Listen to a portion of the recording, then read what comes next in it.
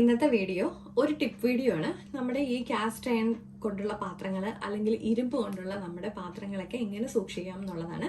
അപ്പോൾ നമുക്ക് വീഡിയോയിലേക്ക് പോയാലോ. ഇപ്പോൾ ഞാനിവിടെ എടുത്തേക്കുന്നത് എൻ്റെ കാസ്റ്റ് അയൺ കൊണ്ടുള്ള ദോശത്തവയാണ്. അപ്പോൾ ഞാൻ സാധാരണ ഇത് വാഷ് ചെയ്തതിന് ശേഷം ഇതുപോലെ ഒരു ടിഷ്യൂ പേപ്പർ വെച്ചിട്ട് നന്നായിട്ട് ഇത് തുടച്ചെടുക്കും.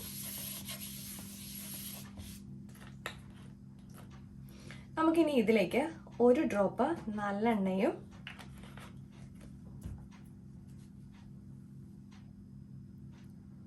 ഒരു ഡ്രോപ്പ് വെളിച്ചെണ്ണയും ഇത് രണ്ടും കൂടെ നമ്മൾ മിക്സ് ചെയ്തിട്ട് ഇതിൽ അപ്ലൈ ചെയ്ത് കൊടുക്കാം.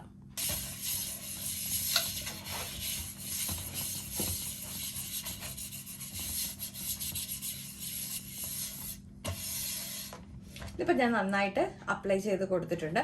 നമുക്കിത് നമ്മൾ ഉപയോഗിക്കാതെ മാറ്റി വെച്ചേക്കുന്ന പാത്രങ്ങളാണെന്നുണ്ടെങ്കിൽ സൂര്യപ്രകാശത്ത് വെച്ചിട്ട് നന്നായിട്ട് ഉണക്കിയിട്ട് എടുത്ത് വെച്ചാൽ മതി.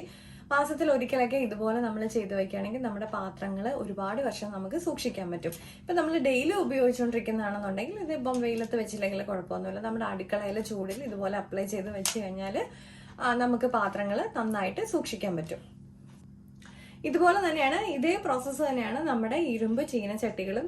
ഇതേ രീതിയിൽ നമുക്ക് നല്ലെണ്ണയും വെളിച്ചെണ്ണയും കൂടെ മിക്സ് ചെയ്ത് അപ്ലൈ ചെയ്ത് വെച്ച് കഴിഞ്ഞാൽ നമ്മൾ അപ്പമൊക്കെ ഉണ്ടാക്കുന്ന ചട്ടിയൊക്കെ ഉണ്ടാവുമല്ലോ, ചീനച്ചട്ടി. അപ്പോൾ അതൊക്കെ നമുക്ക് നന്നായിട്ട് ലാസ്റ്റ് ചെയ്യാൻ വേണ്ടിയിട്ട് വളരെ ഹെൽപ്ഫുൾ ആണ്. അപ്പോൾ നമ്മുടെ വീഡിയോ ഇഷ്ടപ്പെട്ടിട്ടുണ്ടെങ്കിൽ ലൈക്ക് ചെയ്യാനും ഷെയർ ചെയ്യാനും കമൻറ്റ് ചെയ്യാനും മറക്കല്ലേ. മറ്റൊരു വീഡിയോ കാണും വരെ നന്ദി, നമസ്കാരം.